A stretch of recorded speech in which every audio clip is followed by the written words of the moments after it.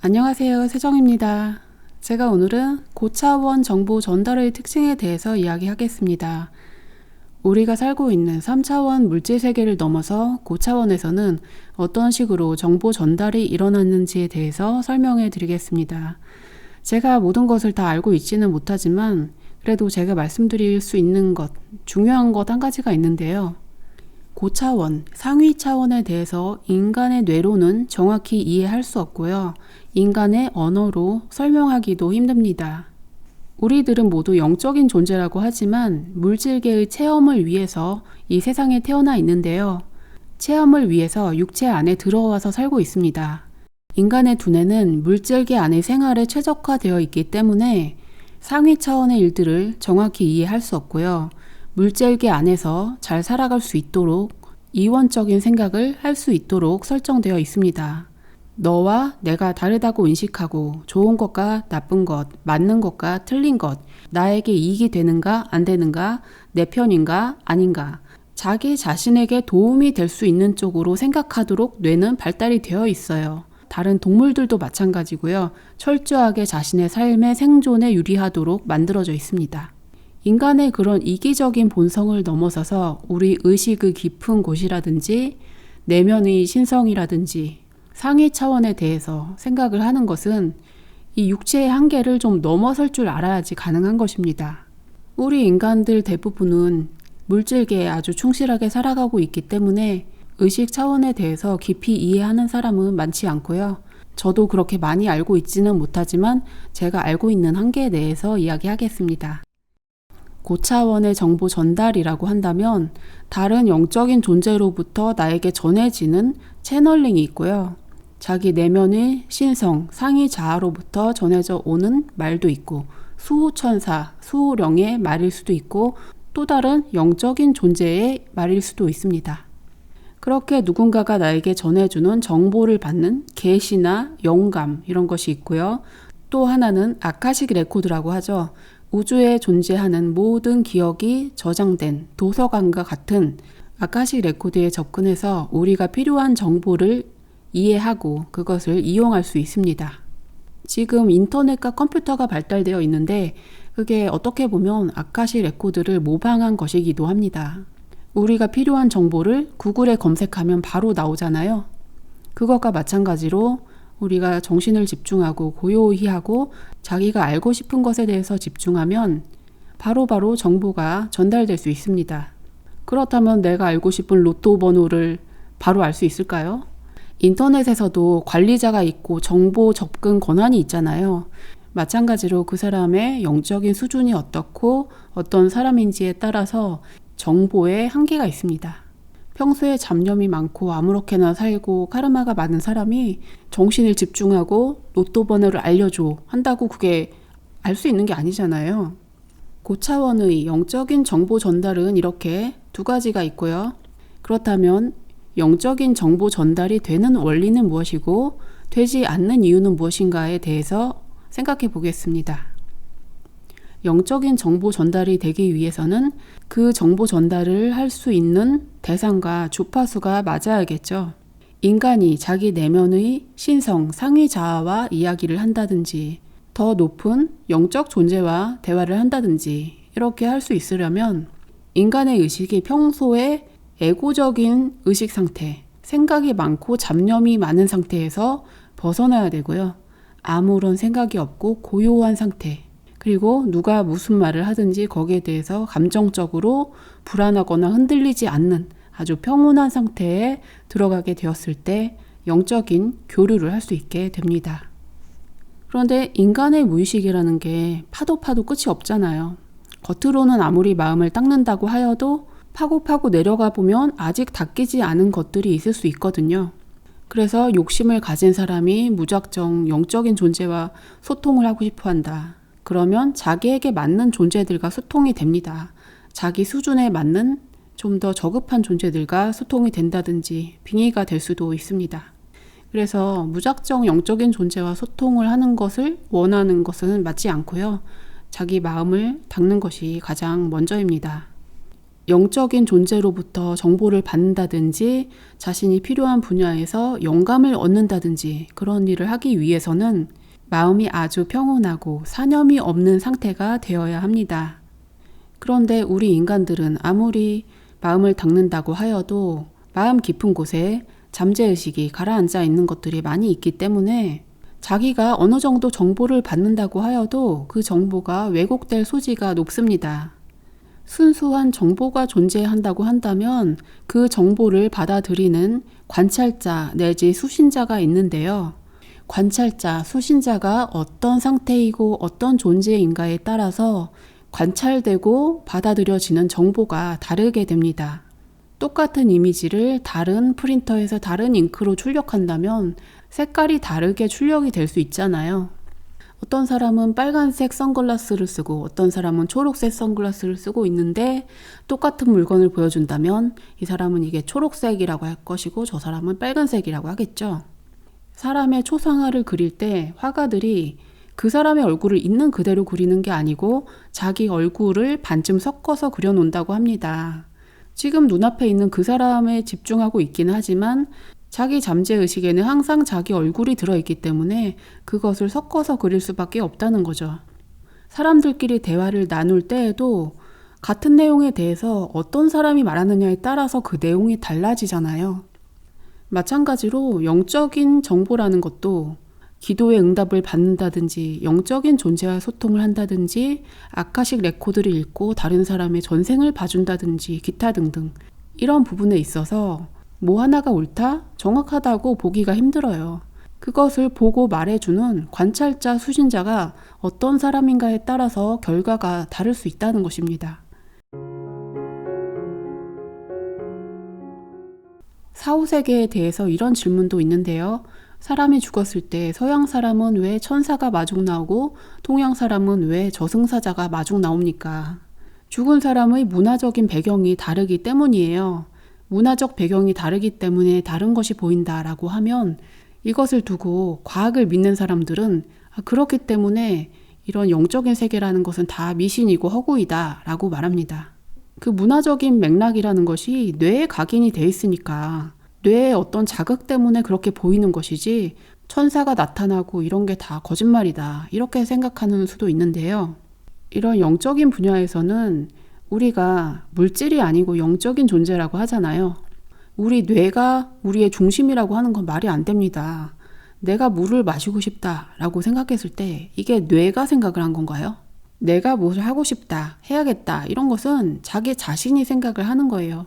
물론 몸에서 어떤 자극을 받아들여서 거기에 대한 판단을 내리는 측면도 있겠지만 중요한 결정을 내린다든지 내가 저 사람을 좀 더 이해해야겠다 이런 생각을 할 때 뇌에서 신호가 와서 이런 생각을 하는 건가요? 그게 아니라는 거죠. 우리 내면의 의식이 그런 결정을 하는 것이고 뇌는 물질계와 비물질계를 잇는 중개자에 불과한 것입니다. 서양 사람이 죽으면 천사가 나타나고 동양 사람이 죽으면 저승사자가 오는 것은 우리가 그렇게 알고 있기 때문이고요. 그렇게 알고 있다는 것은 뇌에 있는 정보가 아니에요. 사람들이 우리가 알고 있는 기억, 지식 이런 건 뇌의 세포에 저장돼 있다 이렇게 아는데 그게 아니에요. 유체이탈을 해본 분들은 다 아실 거예요. 유체이탈을 해서 자기 몸 밖으로 나오더라도 자기 기억과 의식이 다 그대로 있습니다. 우리가 지금까지 배워온 것들, 수많은 기억들, 그게 물질에 붙어 있는 게 아니라는 거죠. 비물질적으로 존재하는 거예요. 한국 사람은 죽었을 때 저승사자를 보고 서양 사람은 천사를 본다는데 사람에 따라서 서양에 태어나기도 하고 동양에 태어나기도 하고 왔다 갔다 하기도 하는데 왜 하필이면 그렇게 되는지 시간이 오래된 정보들은 좀 더 바닥에 가라앉아 있고 현생에서 경험한 것들, 현생에서 기억하는 것들이 가까운 곳에 표층의식 쪽에 가까이 남아있기 때문에 그런 것들을 좀 더 우선적으로 보게 되는 것 같습니다. 현생에서 살아온 정보도 있지만 당장은 우리가 요즘에 어떤 생각하는가 이것도 중요합니다. 하루하루 그날 어떤 생각하고 어떤 일을 하는지 그것에 따라서 꿈이 달라지잖아요. 사람이 순간순간 자기 마음을 돌아보고 자기 전에 자기 마음을 잘 정리하고 마음 편하게 잠들어야지 꿈에서도 좋은 꿈을 꾸고 그 좋은 꿈에 의해서 그 사람의 다음날의 삶도 좋게 펼쳐지게 됩니다. 꿈이라는 것은 그냥 무의식이 표출되는 것만이 아니라 창조하는 작용도 있어요. 꿈에서 자신이 의도적으로 어떤 행동을 했다면 그것이 물질계에서 드러나기도 합니다. 그리고 꿈이 아니고 잠들어 있지 않은 현실 상태에서도 그런 것이 가능한데요. 잠을 잔다는 것은 육체를 완전히 쉬게 만들고 의식만 남아있는 거잖아요. 마찬가지로 편안히 앉아서 몸의 긴장을 완전히 풀고 눈을 감고 집중한다면 마음이 평온해지고 뇌파가 느리게 흐르는 상태가 되고 그런 상태에서 기도를 하거나 어떤 생각을 한다면 그것은 현실에 창조되기 쉬운 것입니다. 수호천사의 메시지를 듣는다든지 어떤 정보를 가져온다든지 채널링에 있어서 중요한 것은 관찰자의 상태인데요. 관찰자의 마음이 깨끗하고 사념이 없고 평온해야 한다고 했고요. 똑같은 영적인 정보를 읽거나 또는 전해 들었을 때 그것이 어느 나라 사람인가에 따라서 다르게 들립니다. 미국 사람은 영어로 들리고 한국 사람은 한국말로 들리는 거예요. 중국 사람은 중국말로 들리겠죠? 예를 들면 신의 음성을 들었다고 했을 때 신이 미국 사람이고 한국 사람이고 그래서가 아니에요. 수호천사가 나에게 한국말로 말했으니까 이 사람도 한국 사람이네? 꼭 그렇진 않다는 거죠. 우리가 듣거나 이해하는 영적인 정보들은 모두 그 사람에 맞게 번역이 되는 것입니다. 한국말을 아는 사람, 그 사람의 의식에 지금 한국말이 가득 차 있다면 한국말로 번역이 돼서 들리고요. 또 그 사람이 아는 단어로만 번역돼서 들립니다. 복잡하고 어려운 단어를 모르는 사람인 경우에는 쉬운 단어로 번역돼서 들리고요. 저의 경우는 내면에서 메시지를 종종 듣는데요. 제가 한국어를 쓰니까 평소에는 한국어로 들리고 영어 동영상을 많이 보거나 해서 머릿속에 영어가 많이 들어있는 시기에는 영어로 메시지를 들어요. 어떤 언어로 번역이 되고 어떤 단어로 번역이 되는가 그게 중요한 게 아니고 그것이 가르치는 개념, 관념이 무엇인가 그 메시지 자체가 중요하다는 것입니다. 무엇에 대해서 설명을 할 때 만일 한 6살짜리 아이에게 설명을 하려면 그 아이가 알 수 있는 것들로만 연관시켜서 설명을 해야 되잖아요. 어려운 단어나 어려운 개념을 써서 설명할 수 없죠. 그것과 마찬가지예요. 그 사람의 의식 수준에 있는 것에 맞게 뭐든지 번역돼서 알게 되어 있습니다. 그래서 영적인 메시지를 듣거나 어떤 정보를 힐끗 엿보고 나서 내가 아는 게 전부다라고 말할 수도 없는 것입니다. 자기 의식의 수준에 맞게 보이는 것이기 때문에 그 이상은 자기가 알 수 없는 거예요. 저 자신도 그것을 알고 있기 때문에 내가 알 수 있는 데까지만 이해하려고 하지 그 이상은 내가 모른다 하고 그냥 남겨두는 것 뿐입니다. 영적인 정보가 인간들에게 전달이 될 때 사람들의 언어와 사람들의 관념으로 번역이 되어서 전달이 되는데요. 언어라는 것은 각 지역마다 다르니까 그렇겠구나 이해가 되는데 사람의 관념에 한계가 있다라는 것을 이해하실 수 있나요? 인간은 이 지구, 물질 차원의 체험만 가지고 있기 때문에 그 이상의 체험에 대해서는 이해할 수 없습니다. 그리고 인간의 생각과 관념이 언어에 드러나 있기 때문에 인간의 언어 자체도 한계가 있는 것입니다. 어떤 원시 부족은 빨간색, 초록색은 아는데 노란색이 없대요. 노란색을 보더라도 그것을 인지하지 못한다는 거죠. 그 사람들이 집단 무의식에는 노란색이라는 개념이 아예 없기 때문이라고 합니다. 사람들이 널리 알고 있고 집단 무의식에 존재하는 관념에 대해서만 인간이 정보 습득을 할 수 있는 것이고요. 그 이상의 것에 대해서는 습득이 어려운 것입니다. 영적인 정보, 채널링 이런 분야에서 제가 가장 중요하다고 생각하는 게 그건데요. 인간이 알 수 있는 것은 아주 제한적이다. 우리가 영적인 것을 다 이해할 수 없고 신의 뜻을 다 이해할 수 없다는 것을 받아들여야 합니다. 다만 우리가 이해할 수 있는 한계에 대해서 신의 뜻을 이해하고 실천하고 살아가는 것일 뿐이지 내가 다 알아 이런 말은 아무도 할 수 없다는 거죠. 귀신의 말을 알아듣는 사람이라고 해서 무속인들, 영매의 말을 다 믿고 따른다든지 그런 행동을 하지 말라는 거예요. 영적인 존재와 소통하는 사람들이 굉장히 다양한 계층이 있고요. 그 사람의 수준에 따라서 각각 다른 존재들과 소통이 되는 거예요. 어떤 사람은 의식이 동물 수준에 머무르기 때문에 동물 수준의 영과 소통할 수도 있는 것이고요. 정말 상위의 신적인 존재와 소통이 되는 사람도 있겠죠. 인간의 의식이 이해할 수 있는 한계치가 있고 그 사람의 마음이 얼마나 닦여 있는가에 따라서 그와 비슷한 존재와 영적인 소통을 하는 것이고요. 인간의 머리와 의식 자체가 아주 고차원의 정보는 이해할 수 없기 때문에 영매, 무속인, 채널러의 말을 다 100% 맞다고 할 수는 없는 것입니다. 어떤 말이든지 여러분이 항상 깨어서 판단하시고 취하면 될 것입니다. 영적인 존재와 대화를 나누고서 책을 썼다든지 이런 채널링 서적들이 있는데요. 어떤 채널링 서적에 보니까 이 지구가 감옥이래요. 우주에서 잘못을 저지른 죄수들만 여기 모여 있고 윤회를 계속해야 되는 감옥이라고 하는 이런 지구 감옥설이 있죠. 그런 내용이 진실이냐고 묻는 분들도 계신데요. 저는 거기에 대해서 결론을 내리지 않습니다. 채널링 서적의 내용을 다 믿지 마세요. 중요한 것은 우리가 이 현실 체험을 하는 것이고 현실 체험을 하기 위해서 이 땅에 태어난 이유는 분명히 자신의 영적인 자유의지로서 그것을 추구했기 때문입니다. 우리가 경험하는 소소한 일상들, 삶을 통해서 우리가 교훈을 얻고 고정관념을 닦아내고 마음을 열고 좀 더 사랑을 표현하며 살 수 있는 사람이 되기 위해서 좀 더 신의 뜻을 구현하는 존재가 되기 위해서 그런 삶을 통해서 영적으로 좀 더 진화하기 위해서 우리는 이 물질계에 태어나서 살아가고 있습니다.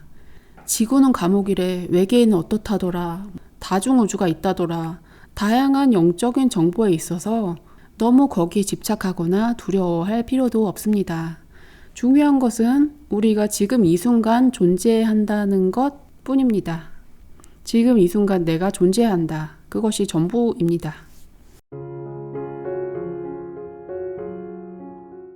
영적인 정보 전달은 다양한 방법으로 일어나는데요. 누군가가 말을 해주는 것이 들려서 언어로 직접 전달이 될 수 있고요. 눈앞에 어떤 환상이 보이면서 이미지로 보일 수 있습니다. 세 번째는 말도 이미지도 아니고 문득 떠오르는 영감으로 알게 될 수도 있습니다. 그리고 그 영감을 자기가 그때 캐치해서 받아들이는 거죠. 이런 정보들 중에서 말이 가장 낮은 차원이고 이미지가 약간 좀 더 높은 차원이고 말이나 이미지가 아닌 영감이 좀 더 높은 차원의 정보입니다. 무속인들의 경우에는 주로 옆에서 말로 전달해 주기도 하고 환상으로 보여주기도 하고 그렇다고 하는데요. 인간계의 의식 수준에 근접한 영들이 알려주기 때문입니다. 조상신일 수도 있고 인간의 영적 수준과 그렇게 다르지 않은 비슷한 수준의 영적인 존재가 알려주는 건데요. 다만 우리는 물질계 안에 갇혀 있고 귀신이란 존재는 좀 다양한 차원을 볼 수 있기 때문에 그쪽에서 알려주는 것 뿐이지 그 존재가 대단한 존재인 것은 아니라는 거예요. 귀신이 되면 누구나 그걸 볼 수 있거든요. 그런데 아까 말씀드렸듯이 귀신이나 영적인 존재도 그 존재가 어떤 수준에 있느냐에 따라서 알 수 있는 정보의 한계가 있습니다. 저급한 존재일수록 알려주는 게 틀릴 확률이 높은 거죠. 그리고 그 정보를 받아들이는 영매 또는 수신자가 그 정보가 정말 필요한지, 그 정보로 무엇을 할 것인지 그것에 따라서 다르게 주어지는 것입니다. 그 사람이 정말 절실하게 필요한 정보이고 중요하다. 이 우주의 법칙에 맞는 내용이다. 그렇다면 그 사람에게 정보가 주어지는 것이고요. 그 사람의 카르마에 맞지도 않고 그 사람의 영적인 수준에 맞지도 않고 그런 정보는 주어질 수 없습니다. 내 귀에서 말이 자꾸 들린다. 누가 나에게 지령을 내린다. 이거 뭐예요? 대표적으로 조현병 환자들이 그렇잖아요. 빙의가 돼서 그럴 수도 있고 사람이 피해의식에 쌓여서 반복적으로 부정적인 생각을 하고 망상을 품고 하다 보면 그 사념체가 강화되어서 자기를 좌지우지하게 되는 것입니다. 자기가 믿고 있는 내용이 귀에서 들려요. 그게 꼭 귀신이나 영적인 객체가 아닐 수도 있고요. 자기 사념체의 목소리일 수도 있습니다. 그래서 자기 내면에서 들리는 목소리가 다 진실은 아니에요. 조현병 환자들은 다른 사람을 해치고 나서 내 귀에서 저 사람을 해치라고 했다 이렇게 말하잖아요. 빙의가 돼서 귀신이 그러는 것일 수도 있고 자기 내면의 부정적인 생각이 강화되어서 뭉친 사념체가 그럴 수도 있는 거예요. 말로써 귀에서 자꾸 뭐가 들린다. 특히 어떤 말로써 나를 조종하려고 하고 나를 혼낸다든지 부정적인 말을 한다. 그런 것은 되게 좋지 않은 존재들입니다. 떨쳐버려야 하는 것이고요. 좀 고차원의 정보라는 것은 그런 부정적인 감정이나 부정적인 관념이 전혀 없습니다. 아주 순수하고 그 사람을 격려하는 내용, 사랑으로 가득 찬 내용, 또는 그 사람에게 아주 필요한 내용, 그런 정보들만 순수하게 전달되는 것이지 사람을 조종하려고 하거나 다그치는 내용이나 그런 것들은 부정적인 존재의 목소리입니다. 언어로 전달되는 것은 영적인 정보 중에서 가장 하위 차원이라고 했고요. 이미지 또는 영감, 스쳐가는 내용일수록 좀 더 고차원의 정보라고 했습니다. 그래서 내면에서 들리는 말에 너무 집중하지 마시라는 거죠. 정말 중요한 것들은 말로 표현할 수 없는 영감으로 순간적으로 떠오르고 스쳐가는 경우가 많습니다. 그것을 어떻게 이해하고 번역하고 활용하는가, 그것은 그 사람의 능력에 따라 다른 거예요. 수호천사가 없는 게 아니라 영적인 존재들은 여러분을 항상 돕고 있습니다. 다만 사람이 마음에 사념이 많기 때문에 영적인 존재의 말을 들을 수 없는 것이고요. 죄를 많이 짓는 사람이 자기 내면의 양심의 소리를 들을 수 없는 것도 그런 것입니다. 인간의 의식이 좀 더 맑고 투명해지면 섬세하게 작은 정보들도 받아들일 수 있고요. 내가 어떻게 살아야 할지 궁금하다. 내가 이런 일에 대해서 어떤 결정을 내려야 할지 모르겠다. 그런 부분에 대해서는 명상을 해보세요. 고요한 마음 속에서 순간적으로 떠오르는 생각을 지켜보세요. 내가 영적인 존재의 목소리를 들어야겠다 하는 그런 적극적인 마음을 들으면 자기 수준에 맞는 부정적인 존재의 목소리가 들릴 수도 있고 또는 자기 내면의 잠재의식의 목소리를 들을 수도 있어요. 그래서 중요한 것은 그 목소리에 집착하는 것이 아니고 바라보고 관찰하고 평온하게 가만히 있는 시간을 가져보시라는 거죠. 그렇게 하다 보면 고요한 가운데에서 자신이 필요한 정보가 드러나게 될 것이고요. 아, 바로 그렇구나. 이렇게 해야겠구나. 라는 것이 명확하게 알게 될 것입니다. 그것은 누군가가 강요를 하거나 혼내거나 이런 방식이 아니고요. 자연스럽게 내가 이렇게 해야겠구나 라는 것이 알게 되는 느낌이 와닿는 것입니다. 느낌, 영감, 이렇게 비언어적인 방식으로 와닿는 것이 좀 더 정확한 것입니다. 이런 것은 제가 말로 설명드렸지만 직접 해보셔야 알 수 있을 것입니다. 저는 이런 것들을 어려서부터 자연스럽게 하고 살아왔는데 사람에 따라 그런 경우도 있고 안 그런 경우도 있겠죠. 저희 남편이 요즘 그런 말을 하는데요. 나도 계시를 받고 싶어. 이 세상이 어떻게 될지도 궁금하고 내가 어떻게 살아야 될지도 계시를 받고 싶다라고 합니다. 계시를 받는 게 어렵지 않아요. 내가 오늘 살아온 하루를 돌아보면서 나의 생각과 말과 행동에서 어떤 부분에 오류가 있었으며 어떤 부분을 어떻게 개선해야 할까, 그런 것들은 누구나 돌아볼 수 있잖아요. 자신을 돌아보는 그런 과정에서 훈련이 됩니다. 또한 중요한 것이 관찰자의 의도인데요. 영적인 정보를 받고자 한다면 진실한 의도로 접근해야만 진실한 정보를 받을 수 있게 됩니다.